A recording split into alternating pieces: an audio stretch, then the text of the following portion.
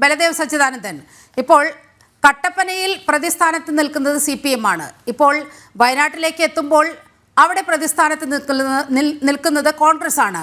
ഇന്നവിടെ IC ബാലകൃഷ്ണന്റെ രാജിയൊക്കെ ആവശ്യപ്പെട്ടുകൊണ്ട് വലിയ പ്രകടനമൊക്കെ നടന്നു. ആഭ്യന്തര വകുപ്പ് നിങ്ങളുടെ കയ്യിലല്ലേ? അസ്വാഭാവിക മരണത്തിന് കേസെടുത്തിരിക്കുകയല്ലേ? IC ബാലകൃഷ്ണനെതിരെ ഇത്രയും വലിയ തെളിവുകൾ പൊതുജന മധ്യത്തിൽ ഇങ്ങനെ നിൽക്കുകയാണ്, സമൂഹ മാധ്യമങ്ങളിൽ അടക്കം നിൽക്കുകയാണ്. എന്തുകൊണ്ടാണ് അദ്ദേഹത്തെ ഒന്ന് ചോദ്യം ചെയ്യാൻ പോലും വിളിക്കാൻ പിണറായിയുടെ പോലീസിന് പറ്റാത്തത്? പോലീസിന് പരാതി ലഭിച്ചത് ഇതാണ്. ഇതുവരെ പോലീസിന് പരാതി ലഭിച്ചിട്ടില്ല. ഞാൻ നേരത്തെ പറഞ്ഞത് അസ്വാഭാവിക മരണത്തിന് പോലീസ് കേസെടുത്തല്ലോ. ഒരാള് അങ്ങനെ മരിച്ചാൽ, ഈ അസ്വാഭാവിക എങ്ങനെ മരിച്ചാലും അസ്വാഭാവിക മരണത്തിന് കേസെടുക്കും. അതിൽ പ്രതിയില്ല. നാളെ ഞാൻ മരിച്ചാലും റോഡ് സൈഡ് ഞാൻ മരിച്ചു കിടത്താൽ അസ്വാഭാവിക മരണത്തിന് കേസെടുക്കും. അതിൽ പ്രതിയില്ല. അങ്ങനെയാണ് പോലീസ് കേസ് രജിസ്റ്റർ ചെയ്യുന്നത്. അതിനുശേഷം അന്വേഷിച്ചിട്ട് അത് ആത്മഹത്യയാണോ കൊലപാതകമാണോ പിന്നീടാണ് പോകുന്നത്. പ്രഥമ ദൃഷ്ടിയ എടുക്കുന്നതാണ് അസ്വാഭാവിക മരണത്തിനുള്ള കേസ്.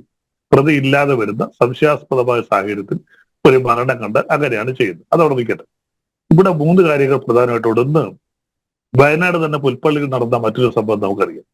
കോടിക്കണക്കിന് രൂപയുടെ അഴിമതി. അന്ന് കോൺഗ്രസ് നേതൃത്വം KPCCയുടെ സെക്രട്ടറി ആയിരുന്നു എബ്രഹാം. അദ്ദേഹത്തിനെ അറസ്റ്റ് ചെയ്യുന്നത് വരെ നടപടികൾ എടുക്കാൻ തയ്യാറായില്ല. അഴിമതി ആരോപണങ്ങളെല്ലാം വന്നു. ഒടുവിൽ പോലീസ് അറസ്റ്റ് ചെയ്തു, റിമാൻഡ് ചെയ്തു. അതിനുശേഷമാണ് KPCC സെക്രട്ടറി സ്ഥാനത്ത് അദ്ദേഹത്തെ റിമൂവ് ചെയ്തു. ഇടതുപക്ഷത്തിന്റെ ഇപ്പൊ നിങ്ങൾ കരുവന്നൂരൊക്കെ പറഞ്ഞല്ലോ, അവരെയൊക്കെ നേരിട്ട് നടപടിയെടുത്ത് പുറത്താക്കി. പിന്നെ 2 കാര്യങ്ങൾ ഇവിടെ കോൺഗ്രസ് പ്രതി പറഞ്ഞതിന് വ്യത്യസ്തമായിട്ടുള്ളത്. 2021 തന്നെ ഈ മരണപ്പെട്ട വിജയൻ KPCC പ്രസിഡന്റിനെ കത്ത് കൊടുത്തിരുന്നു. പലർക്കും ഈ അർബൻ കോപ്പറേറ്റീവ് ബാങ്കിൽ ജോലി നൽകാമെന്ന് പറഞ്ഞ് പണം പിരിച്ചുവെന്നും ആ പണം പിരിച്ചതിൽ 10 ലക്ഷം രൂപ IC ബാലകൃഷ്ണൻ നൽകിയിട്ടുണ്ട് എന്നും പറഞ്ഞ് KPCC പ്രസിഡന്റ് കത്ത് കൊടുത്തിരുന്നു. വ്യക്തമായിട്ട് IC ബാലകൃഷ്ണന്റെ പേര് അതിനകത്ത് ഈ മരണപ്പെട്ട വിജയൻ പറയുന്നുണ്ട്. രണ്ടാമതായിട്ട് ഇപ്പോൾ ഞാൻ നേരത്തെ പറഞ്ഞ ഐസക് താമരൻ, അദ്ദേഹം ഈ അടുത്ത സമയത്താണ്, അദ്ദേഹം വളരെ പെട്ടെന്നാണ് പറഞ്ഞത് 17 ലക്ഷം രൂപ ഞാൻ നേരിട്ട് കൊടുത്തു IC ബാലകൃഷ്ണന്റെ കയ്യിൽ.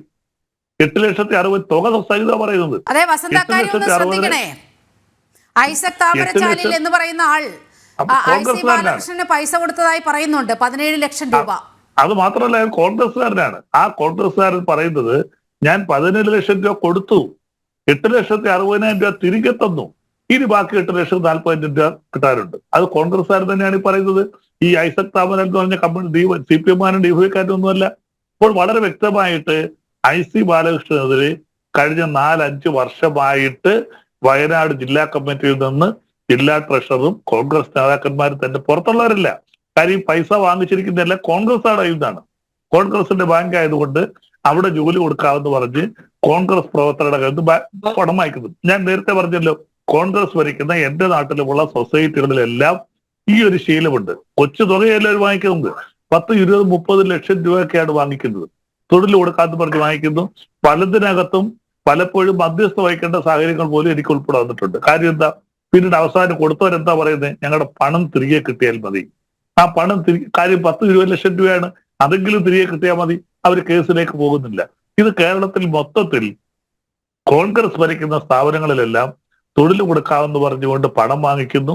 അതൊരു സ്ഥിരമൊരു ഏർപ്പാടാണ്. ഇവിടെ IC ബാലകൃഷ്ണനെതിരെ കോൺഗ്രസിന്റെ നേതാക്കന്മാര് മരണപ്പെട്ടു പോയ ജില്ലാ ട്രഷറർ 2021 KPCC പ്രസിഡന്റ് കത്ത് കൊടുത്തതായിട്ട് വ്യക്തമായ രേഖകൾ പുറത്തു വന്നിട്ടുണ്ട്. അപ്പോൾ IC ബാലകൃഷ്ണൻ അതിൽ ഒഴിഞ്ഞു മാറാൻ പറ്റില്ല. ഇവിടെ നേരത്തെ പറഞ്ഞതുപോലെ IC ബാലകൃഷ്ണൻ അന്വേഷണമുണ്ടെങ്കിൽ അന്നേരം പറയണമായിരുന്നു അന്വേഷിക്കാൻ. അത് IC ബാലകൃഷ്ണന്റെ വിജയന്റെ മാറി നിൽക്കട്ടെ. ഐസക് താമരൽ പറഞ്ഞല്ലോ, ഞാൻ കോൺഗ്രസ്സുകാരനാണ്, തുക സഹിതം പറയുന്നു. 8,60,000 IC ബാലകൃഷ്ണൻ തിരിച്ചുള്ളൂ. അപ്പൊ ആരാ അഴിമതിക്കാരൻ? IC ബാലകൃഷ്ണൻ അഴിമതി കാണിച്ചെന്ന് വ്യക്തമല്ലേ അവിടെ? അദ്ദേഹം വളരെ വർഷങ്ങളായിട്ട് അവിടുത്തെ MLA ആണ്. വളരെ വ്യക്തമായിട്ട് കോൺഗ്രസിന്റെയോ IC ബാലകൃഷ്ണന്റെയോ അല്ലെങ്കിൽ KPCCയുടെ മറ്റു നേതാക്കന്മാരുടെ അറിവോടുകൂടി കോടിക്കണക്കിന് രൂപ പലരുടെ കയ്യിൽ നിന്നായിട്ട് ഈ ബാങ്കുകളിൽ ജോലി കൊടുക്കാമെന്നും പറഞ്ഞ് പിരിച്ചിട്ടുണ്ട്. ആ പണം തിരികെ കൊടുക്കാൻ അദ്ദേഹത്തിന് കഴിവില്ലാതെ വന്നപ്പോൾ തീർച്ചയായിട്ടും പണം കൊടുത്തവര് DCC ട്രഷറർ എന്നുള്ള നിലയിൽ വിജയനുമായി ബന്ധപ്പെട്ട് കാണും.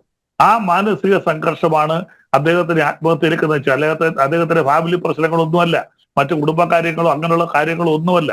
അദ്ദേഹം പലരുടെയും കയ്യിൽ നിന്ന് പണം വാങ്ങിച്ച് IC ബാലകൃഷ്ണൻ പോലുള്ള നേതാക്കന്മാർക്ക് കൊടുത്തു. പക്ഷെ തിരികെ കൊടുക്കാനും പറ്റുന്നില്ല. ജോലി നൽകാനും പറ്റുന്നില്ല. അപ്പോൾ അദ്ദേഹത്തിന് കൂടുതൽ വിഷമമുണ്ടാകും. ആ വിഷമമാണ് അത് പ്രതിസന്ധി തരണം ചെയ്യാൻ അദ്ദേഹത്തിന് കഴിവില്ലാതെ പോയപ്പോൾ നേതാക്കന്മാർ കൈമലർത്തിയപ്പോൾ അദ്ദേഹത്തിന്റെ മുന്നിൽ ഒറ്റ മാർഗ്ഗം ഉണ്ടായിരുന്നുള്ളൂ, ആത്മഹത്യ ചെയ്യുക. അത് തന്നെയാണ് അവിടെ സംഭവിച്ചത്.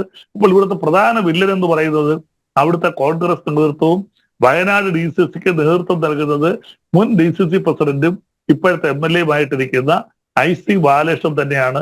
അതിനെ ഇരുട്ടുകൊണ്ട് വോട്ട് അടയ്ക്കാൻ ശ്രമിച്ചിട്ട് ഒരു കാര്യവുമില്ല. വ്യക്തമായ തെളിവുകൾ വന്നിട്ടുണ്ട്. പക്ഷേ ഒരു കാര്യമുണ്ട്, പോലീസ് അന്വേഷിച്ച് എന്തായാലും നേരത്തെ പറഞ്ഞതുപോലെ വിജയൻ മരിച്ചുപോയത് കൊണ്ട് അദ്ദേഹത്തിന് മൊഴി കൊടുക്കാൻ പറ്റില്ല. നിങ്ങൾ എന്തിനു മരണപ്പെട്ടു, എന്തിനാണ് ആത്മഹത്യ എന്ന് ചോദിച്ചാൽ ആ മൊഴി ഉണ്ടെങ്കിൽ മാത്രമേ IC ബാലകൃഷ്ണനെതിരെയോ മറ്റാർക്കെങ്കിലും എതിരെ അബേറ്റ്മെന്റ് ഓഫ് സൂയിസൈഡ് മുന്നോട്ട് പോകാൻ പറ്റൂ. അങ്ങനെ എന്തെങ്കിലും തെളിവുകൾ വേണം.